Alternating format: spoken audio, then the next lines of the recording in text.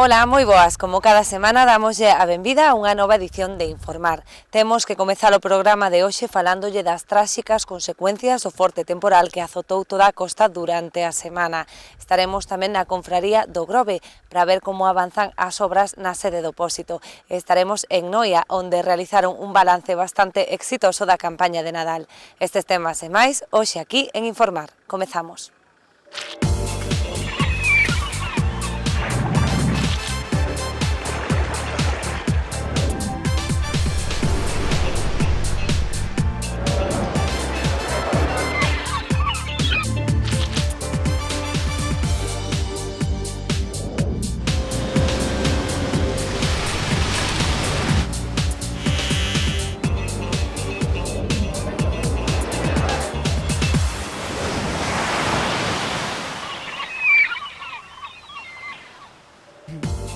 Tráxico balance do temporal nas costas galegas con 4 falecidos por golpe de mar, un deles en Corrubedo. Os mariscadores de Noia pararon a súa actividade ata o día 20 de xaneiro co obxectivo de recuperar os prezos tras a campaña de Nadal.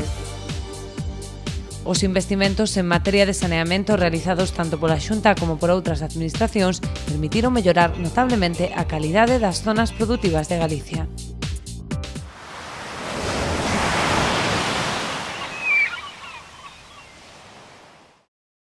O temporal deixou o tráxico balance de 4 vítimas mortais, unha delas en Corrubedo, onde este mesmo mércores aparecía o corpo dun pescador que desaparecera o venres.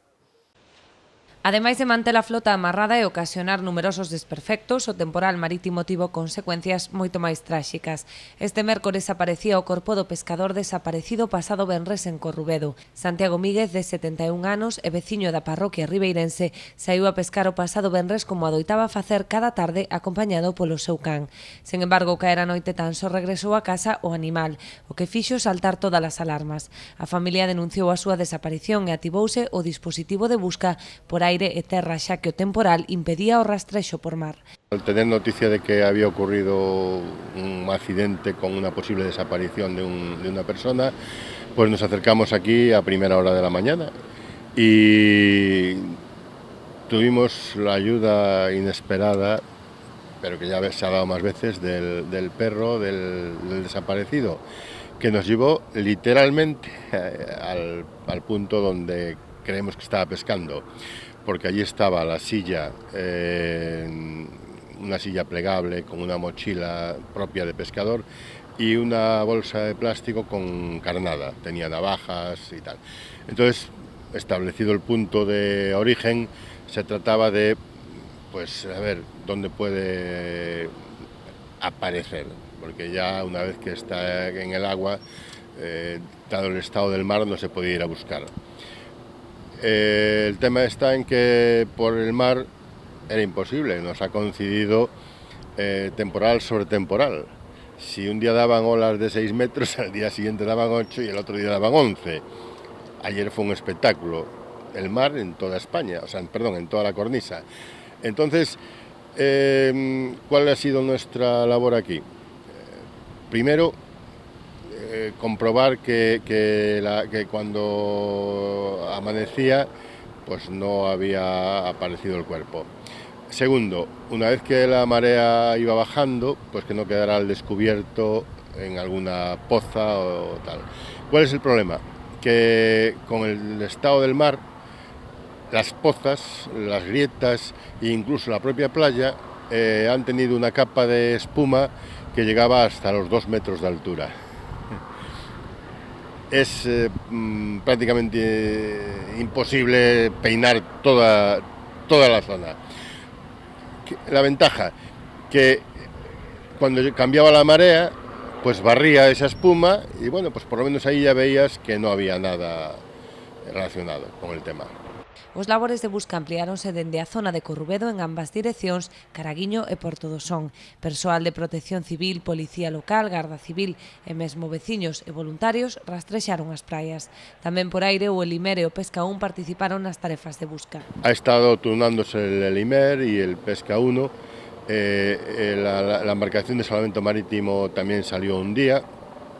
y el resto del tiempo pues los medios propios, las fuerzas de orden público como siempre, policía local, Cuerpo Nacional de Policía, ha estado aquí el Servicio Marítimo de la Guardia Civil, ha estado, vamos, todo el mundo involucrado en el tema, gente del pueblo, la familia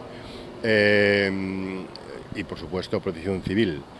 Hemos tenido la colaboración de Protección Civil de Puerto del Son, que ha venido a colaborar como siempre. Hemos tenido también a la Cruz Roja, el ERIE de Cruz Roja, el equipo de respuesta inmediata de emergencias de Cruz Roja, de Coruña, que ha venido también ayer y antes de ayer. Hemos tenido incluso un equipo de respuesta inmediata de emergencia, pero de lo psicosocial, con una psicóloga, para atender a la familia. O sea, aquí ha habido recursos suficientes, pero todos los recursos no valen de nada porque el estado del mar impide lo que sería lógico. Si un cuerpo está en el mar, hay que ir al mar a buscarlo ou esperar a que el mar lo devuelva.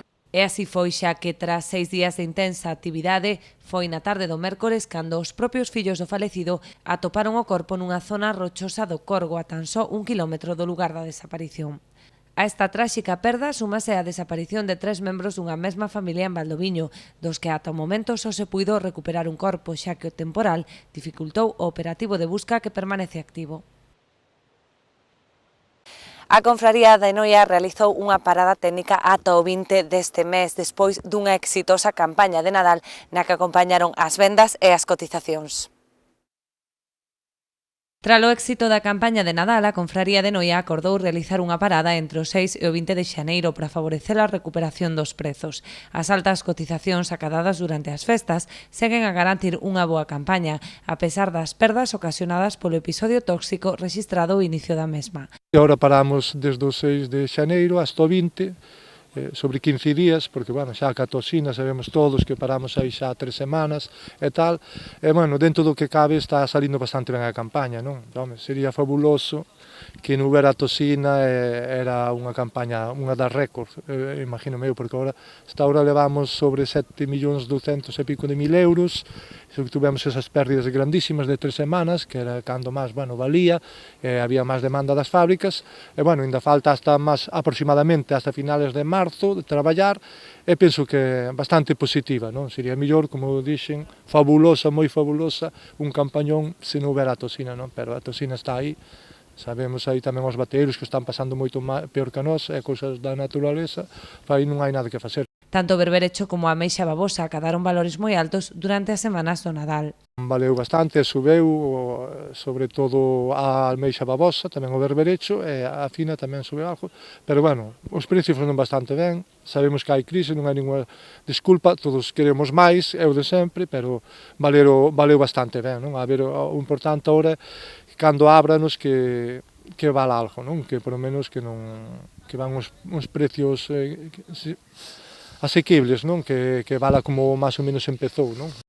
As subastas en lonxa sumáronse as vendas procedentes da depuradora, que permite a comercialización directa do marisco, xa que se incrementaron tamén notablemente por estas datas. Hai moita xente a pormenor que ven a coller 4 kilos, 10 kilos, 15 kilos, e, bueno, ainda se ve, igual agora nas fechas navideñas, igual se vendeu sobre 400 kilos diarios, máis ou menos, sobre 2 semanas, máis ou menos. Despois, cando non é fechas navideñas, pois cada día igual se venden 20 kilos, 30, pouco, pero, bueno, nas festas navideñas vendeuse bastante. Tamén subeu moito o produto, e algún veu a comprar e se deu marcha atrás, non? Porque aí a babosa subeu a mediana sobre 28 euros, e, claro, dou unha subida aí de 5 e 6 euros de repente, e a xente un pouquiño dou para atrás, pero, bueno, como digo, vendemos durante 2 semanas sobre 300, 400 kilos diarios en esas fechas, despois 20, 30 kilos, 40 en outros días anteriores.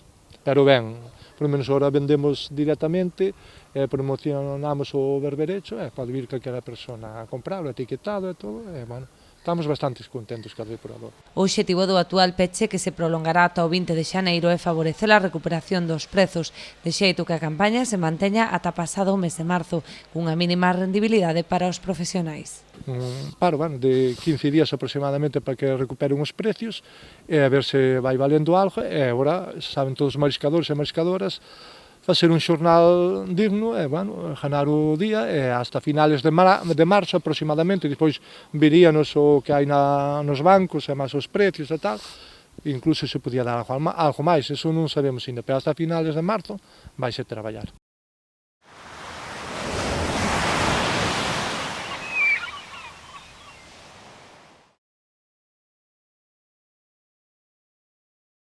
Tamén en Aguiño realizaron un balance positivo da campaña navideña. O mal tempo favoreceu esta confraría, posto que foi unha das poucas que levou percebe ao mercado.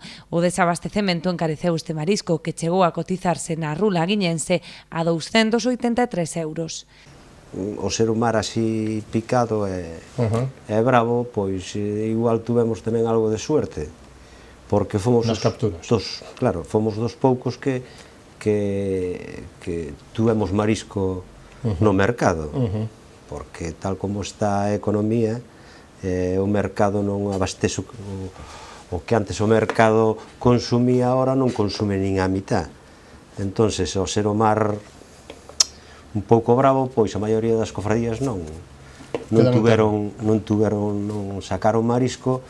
Eu entendo que por un lado a nós eso favoreceunos. Vendemos percebes de 15 euros a 80 e 90 euros o kilo, e 70 euros, que a semana anterior iban, ou 2 semanas antes iban a 20 euros, pois estuvémonos vendendo a 80 e 90 euros o kilo. Eu que fora un pouquiño que destacara un pouco, esos se iban a 130 e 140 euros o kilo. A facturación das últimas semanas, nas que chegaron a venderse unhas 15 toneladas de marisco, supón un revulsivo para unha campaña que o resto do ano estivo lastrada pola caída constante de prezos. Unhas 14 ou 15 toneladas de marisco que vendemos na millor época do ano. Entón, onde quitas o capital, non? A isto sumouse a escaseza de centola e de ameixa, polo que os profesionais optaron o resto do ano por outras especies como a navalla ou o ourizo. Nos últimos 5 anos destináronse máis de 450 millóns de euros ao saneamento das rías. Estes investimentos permitiron mellorar notablemente a calidade das zonas produtivas e máis dunha trintena melloraron a súa cualificación. A Xunta avanza no saneamento integral das rías cunha serie de investimentos que teñen por obxectivo o cumprimento da normativa marco da auga para 2015. Nos últimos 5 anos levanse destinados 457 millóns entre fondos propios e outras administracións, así como os 9 millóns correspondentes ao plan de vertidos. O investimento total mobilizado no saneamento das nosas rías nos últimos 5 anos ascende a 457 millóns, dos que 277, decir, o 60%, corresponden a investimentos dos orzamentos da propia Xunta de Galicia e 180 millóns a outras administracións, fundamentalmente o Estado. A estas cifras hai que engadir outros 9 millóns de euros empregados no plan de control de vertidos a un ritmo aproximado de 1,8 millóns de euros ao ano que permitiron solucionar dende o ano 2009 un total de 238 puntos de vertido contaminantes nas nosas rías, o que significa casi 50 puntos de vertido menos o ano. A curto prazo está prevista a entrada en servizo de varias depuradoras, entre as que figuran as de Corrubedo, Grove e Poio.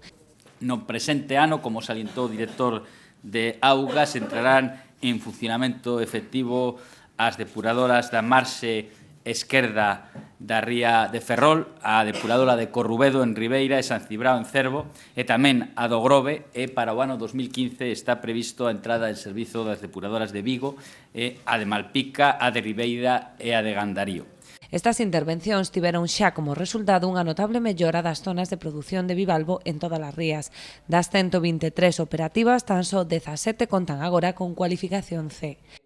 As obras levadas a cabo nas rías galegas están a ter o seu impacto en forma de reducción da contaminación, como tamén salientou o director de Augas de Galicia, entre 2009 e 2013, das 123 zonas de produción de moluscos bivalvos que temos en Galicia, experimentouse unha melloría nelas, de tal xeito que en 31 delas, é dicir, o 25,2% mellorou a súa calificación. Das 123 zonas cualificadas nestes momentos, só 17 están catalogadas como zonas C. Paralelamente, estanse a redactar os plans de saneamento local dos concellos que permitirán deseñar as actuacións precisas para a reducción da contaminación en cada ría. Por tanto, ese é o punto de partida, un punto de partida que permite garantir o cumprimento da Directiva Marco da Auga no ano 2015 e cara ao futuro, precisamente, o obxectivo vai na dirección do ámbito normativo do cumprimento e do desenvolvemento da Lei de Augas de Galicia no ámbito técnico, na elaboración e no cumprimento tamén das instruccións de deseño e de construción das depuradoras e das redes de saneamento e no ámbito operativo, como salientou o director de Augas de Galicia, mediante os plans de saneamento local que estamos rematando a súa redacción e que temos previsto redactar para que afecten e para que permitan a millora de todos os ámbitos das nosas rías con un investimento exclusivamente na redacción deses plans de ao redor dos 8 millóns de euros. En definitiva, destes plans derivará a execución dunha serie de actuacións, algunhas das cales xa se están a desenvolver ou están licitadas, como é o caso de Ribeira, que está xa no boletín e, polo tanto, en trámite de adxudicación, e o resto contarán con financiamento ao longo do período 2014-2020 a través desas necesidades que temos identificado en aproximadamente 332 millóns de euros que a Xunta de Galicia prevé que se destinen a investimentos hidráulicos nos fondos do período 14-20. Os problemas con patrimonio suporán un novo retraso nas obras da Confraría do Grove que finalmente non estarán rematadas ata este verán. Aínda así, este pósito está de noraboa, xa que a Confraría das Rías Baixas que recibe unha maior subvención para mellorar a súa produtividade. A Confraría do Grove recibirá un total de 184.000 euros en axudas este ano para optimizar a produción dos seus bancos marisqueiros e para mellorar a súa xestión e vixilancia. Estas axudas provenen da Xunta de Galicia, participadas nun 75% polo Fondo Europeo de Pesca. Hoxe estamos no Grove, que foi unha das cofradías máis beneficiadas, con 184.000 euros, dos cales 57.500 euros foron para a rexeneración de playas da zona de Porcamorta, Rons e Saíñas, e 126.000 para sete vigilantes durante 12 meses e tamén para o técnico, non? O Grove leva así unha importante porcentaxe das axudas da Consellería do Medio Rural e do Mar para este ano 2014 que concentran na provincia de Pontevedra un 80% das mesmas. En Pontevedra hubo máis de 500.000 euros para a regeneración e dos cales 340.000 foron investidos nesta comarca, non? Iso dá a importancia que teñen as cofradías da nosa zona, da Ría de Arousa, pois, e en todo caso a provincia de Pontevedra, dentro do sector do mar, e no que respecta tamén pois, a vixiantes e a técnicos, decir que en toda Galicia se investiron 3 millóns de euros, dos cuales 1,5 millón foron na provincia de Pontevedra, e tamén aquí hai que destacar que máis de 700.000 euros, é dicir, o 50% prácticamente, se investiron nesta comarca, non? Por lo tanto, eu creo que iso é significativo, iso é unha aposta clara da Consellería, da Xunta de Galicia, por seguir apoiando un sector que é fundamental para nós. Este anuncio facíase público este martes no local provisional do que dispón a Confraría preto do edificio de Seu. Estarán aquí de alugueiro máis tempo do previsto, dadas as dificultades que puxo o patrimonio para a continuidade das obras. É un local que é de todos os socios, e, lógicamente, é unhas instalacións que justa velas ben, non? Que, aquí no local que estamos, pois estamos prestados, estamos pagando uns cartos que lógicamente podíanse emplear en outras cousas, en outras cousas, claro. Entonces, pois, claro que queremos ter a nosa casa, de todos os socios, todos os mariñeiros, e ali, pois, desenvolver toda a tarefa dunha cofradía, lógicamente. Uns problemas que poderían estar solventados este mes o que darían no remate das obras de rehabilitación integral da sede da Confraría grovense para principios do verán.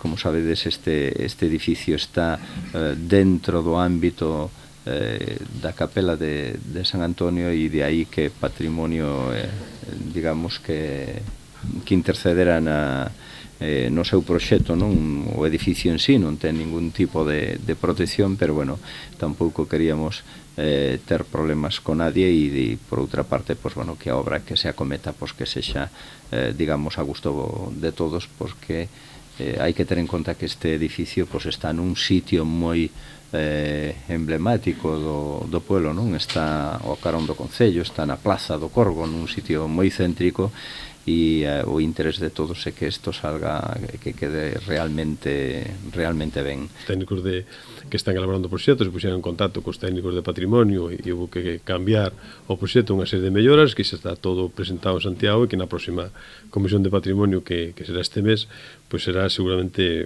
sin lugar a dúdas, vai ser aprobado para seguir levando a cabo esas obras.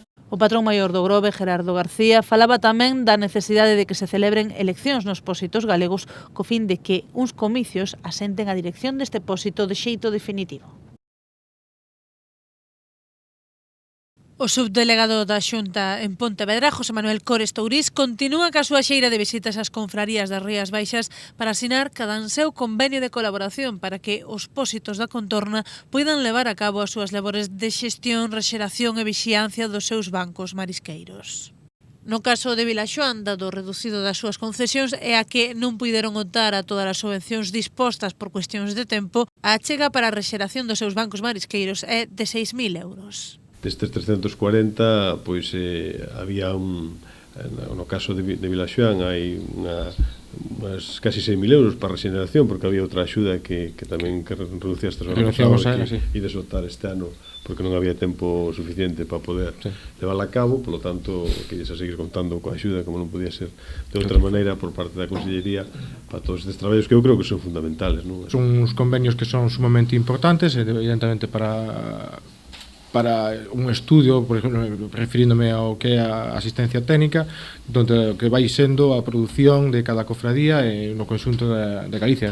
Hai que recordar que os plans estos de biólogos, os plans de colaboración, están prácticamente todas as cofradías, polo menos de Pontevedra, que teñen marisqueo, para facer un seguimento da produción a todos os niveles. Para a vixiancia e xestión das concesións de Vilaxoán, a Xunta chega a 96.000 euros que servirán para subvencionar os soldos de 6 gardas de campo cos que conta a confraría. Uns vixiantes que, a máis de evitar o furtivismo, dan alerta en episodios como o pasado da contaminación no entorno da antiga fábrica de conservas Peña. No que respecta a vixiancia e a xestión, pois aí contades con 96.000 euros, que creo que é unha cantidad tamén importante, significativa, para seguir traballando e seguir vixiando fundamentalmente contra o furtivismo. É importante tamén o convenio que temos ca propia Consellería de Vixiancia, donde nos permite subvencionar 6 postos de traballo, 6 gardas xurados, gardas de campo en este caso, para ter cuidado un pouco dos nosos bancos marisqueiros para evitar o furtivismo e outras actividades de control que podan surgir. Por exemplo, este ano tuvemos o problema este do desbordamento de Peña, o vertido este, que, hai que estar atentos, e estaban aí tamén os vixiantes. O patrón maior vilaxonés aproveitou esta visita para reclamar outra serie de melloras para a entidade que preside, como, por exemplo, a restauración da sé da confraría. Ata aquí o noso informar desta semana. Nos despedímonos ata o vindeiro xoves, cando estaremos de volta aquí en Canal Rías Baixas á mesma hora. Mentres tanto, xa saben que poden volver a vernos a través da nosa páxina web, canalriasbaixas.tv. Ata logo.